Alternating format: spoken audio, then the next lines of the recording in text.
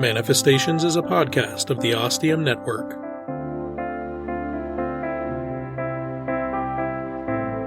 Time is not linear, but our story is. Please join us on our journey.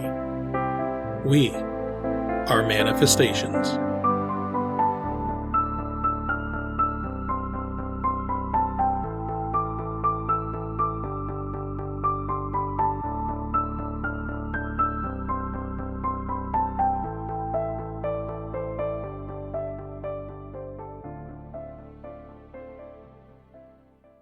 Time does not flow from past to present to future. Most of us only perceive it that way. Jackson Proud.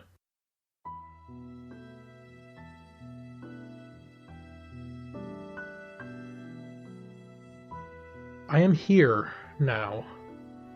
It's warm and full of light. I'm anxious, but I think I'm safe. I was in an utterly dark place. I could see my legs, torso, and arms. There was no light source, but I could see myself. I was floating, maybe flying. There was a definite sense of motion. Was I moving, or was the nothing around me shooting by? In which direction? There was a sound, like a rushing wind, or maybe a large roaring waterfall. And the pain. There was pain, with intense pressure. I was there. I remember it. But I am here now. I am me. Though I feel I've forgotten or lost something.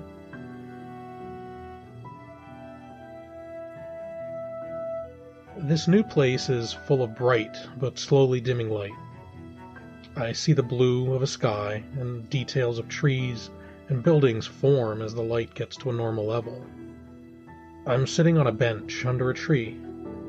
There's a cool breeze moving through the branches of an old maple tree, which towers above me.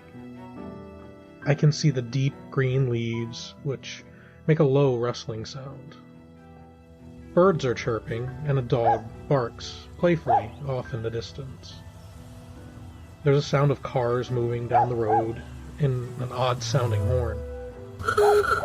I start walking out of a small park onto a street. There's an intersection with road signs.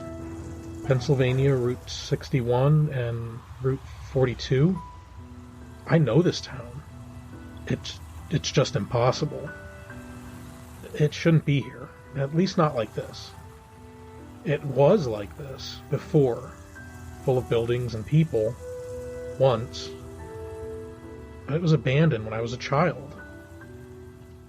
I'm in Centralia?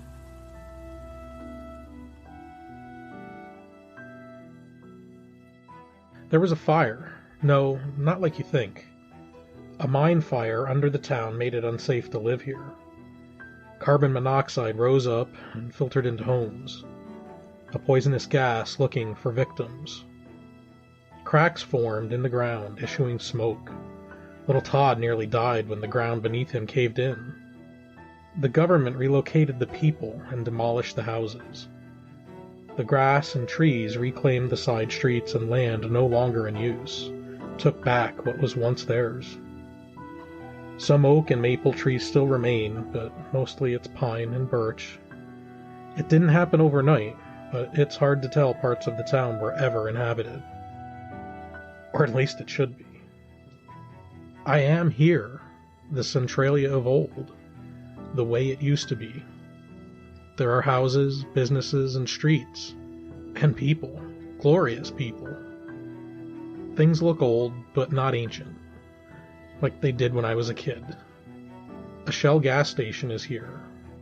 The logo is scallop-shaped in a hand-drawn style. There's a full-service attendant.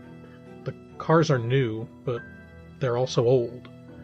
A Dodge Town Wagon, a Ford Falcon, and next to it an F-100 pickup, just like the one I drove when I was younger and living in Southern California.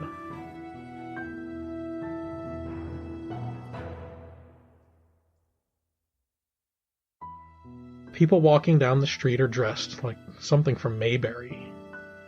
I don't want to admit it. This is either an elaborate movie set, or I'm in the past. My past. A festival is going on. Signs and banners cross the street, announcing the Memorial Day celebration. Is this why no one's paying attention to me? They see me. Some nod and say hello, but none are shocked that I'm here. I continue walking. Main Street is eerie, though it shouldn't be. Nothing is out of place. Nothing except me. I'm out of place. This should be empty ground. It's full of life in a way I've never seen it. I'm really enjoying seeing it this way. It's perfect. A garbage truck, followed by a fire truck, turned down a side street. Fear and panic flood over me like a cold bucket of water. This is the day. The day when a routine, controlled burn at the town landfill started the fire. A mine fire that would never stop until everything was consumed. I'm running. I'm not a runner. The trucks are out of sight, but I know where they're going. I run on. Past Oddfellows Cemetery, I see the men from the fire company getting ready to light a fire. What do I say? What was the theory? The incendiary spark. The clay barrier between the landfill and the ground below wasn't properly installed. The fire wasn't properly extinguished and spread into the vein of coal beneath the town. I shout, "Stop!"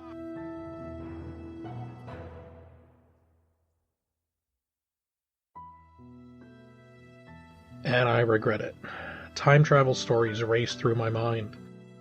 Someone tries to impart information from the future to fix things. It always ends badly.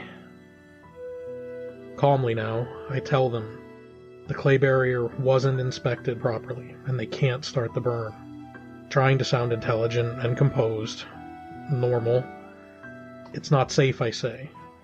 They look at each other and then at me. I don't know which of us is more confused. A sensation spreads over me. It's almost electrical. I'm sensing choices being made in their minds. It's like I can feel the quantum probabilities playing out. One small act, then a big change. I feel a shift. It's discernible to me, like your ears clearing after a pressure change. The men stop. They seem more concerned about me than the burn. I must be out of breath, lightheaded from the run. It's impossible to concentrate. It's getting hard to focus, hard to stand. One man takes me under the arm and helps me to a nearby car. As he's lowering me into the seat, I see myself in the mirror. Or I see that it's not me. The reflection is that of an old man, at least 70 or more. Is that really me? No, it doesn't even look like a relative. Who is that person looking back? The men are talking to me again. They're concerned. Running must have pushed this old body past its limit. I can't hear what they're saying. I nod at them, trying to look them in the eye, trying to keep it together.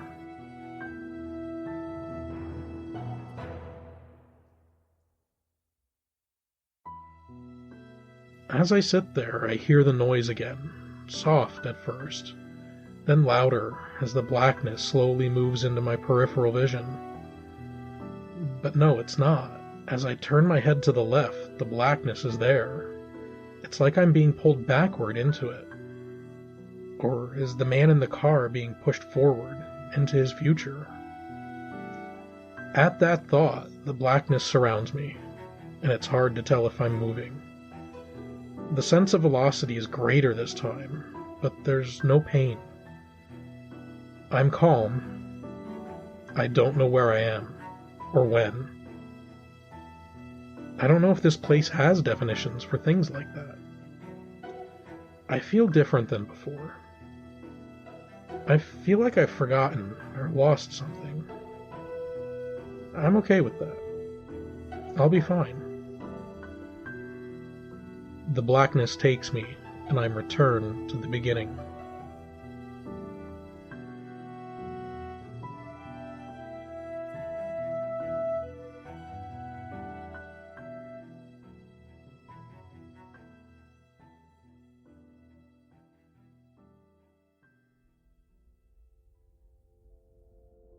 Manifestation Season 1, The Reset, was written, acted, and produced by Dwayne Farver, with input and help from Alex C. Telander. We were serious when we said time is not linear. This was the first story I wrote for Manifestations. I originally wrote it as a fan story for the Ostium podcast. Alex asked me to record it. He added music and sound effects. It was then released as bonus content to Patreon supporters. It's offered here in that original format. The addition of the Manifestations intro and end credits are the only changes. This story grew into the larger world we're about to explore starting in episode 5, all because people kept asking, what happens next? I want to thank Alex, my beta readers, many in the audio drama community, and of course my family, for their continued support and encouragement. Our intro music is Breathe by Chill Carrier. The music heard here is Sunshine by Cobycracker. You can find them at bandcamp.com. Also heard in this episode is background music composed by Chris Fletcher for the Ostium podcast. Sound effects are from freesound.org. Links to the music and transcripts can be found in the show notes. You can find us on most social media at PodManifest, or look for us at podmanifest.com. As long as we have access to the temporal feed, we will transmit more of our story each Wednesday and Saturday. We hope you join us.